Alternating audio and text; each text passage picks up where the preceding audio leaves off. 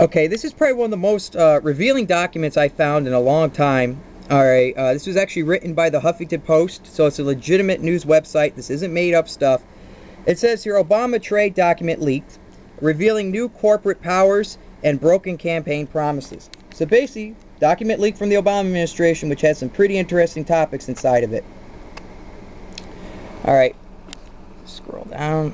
Washington, a critical document from President Barack Obama's free trade negotiations with 8 Pacific nations was leaked early Wednesday morning, revealing that the administration intends to bestow radical new political powers upon multinational corporations, contradicting prior promises. Goes on here, it even says that some members of Congress have complained why they are not given the same access to trade documents that corporate officials receive. Alright. Okay. It says the newly leaked document is one of the most controversial of the Trans-Pacific Partnership Trade Pact. In addition, broad sweep of regulations governing international investment and reveals that the Obama administration's advocacy for policies that environmental activists, financial reform advocates, and labor unions have long rejected for eroding key protections currently in domestic laws. This is where it starts getting pretty interesting. Under the new agreement currently being advocated by the Obama administration, American corporations would continue, that's right, American corporations would still have to be subject to domestic laws and regulations on the environment, banking, and other issues.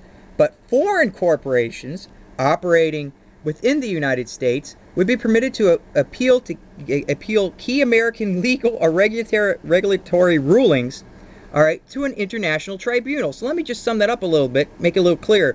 If there's certain laws that are designed by the people living within a country, passed through their Congress and government to regulate business in their country, well, if you still have a business in that country, obviously you have to follow those laws. But if you're an international corporation who happens to probably keep most of the money produced in the nation you're trading with in your home nation, you will now have the opportunity to not follow laws because, well, they're not convenient to you.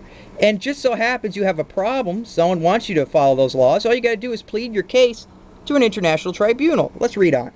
The International Tribunal would be granted the power to overrule American law and impose trade sanctions, act of war, on the United States for failing to abide by its rulings. Now, who's setting up this international tribunal?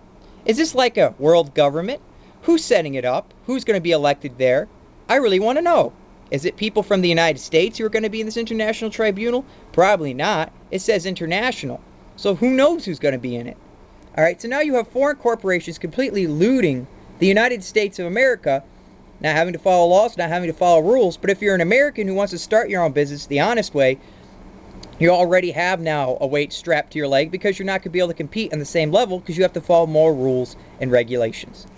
I mean, this is what people were complaining about the whole time, is that, the United States of America is being destroyed and the politicians have a big hand in it. I wonder which corporations are going to be giving Obama campaign contributions and which are going to be the ones which now don't have to follow international law. Just something to think about. Take care.